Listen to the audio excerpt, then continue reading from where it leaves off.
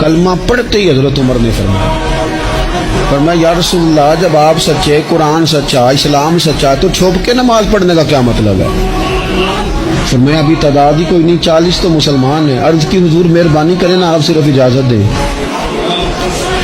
20-20 लोगों की सफ़ें बना दी गई। एक सफ के आगे हजरत उमर है, एक सफ के आगे हजरत अमीर हमजा है। जनाब उमर कहने लगे चूंकि आप अल्लाह के रसूल हैं तो लिहाजा नमाज भी आज अल्लाह के घर में पढ़ी जाएगी।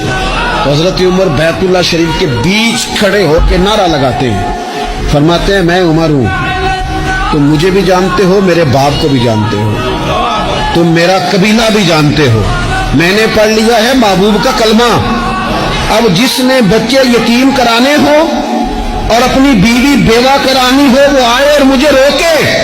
ये महबूब अल्लाह के हैं और घर भी अल्लाह का है, तो नमाज भी आज अल्लाह के घर में पढ़ी जाएगी।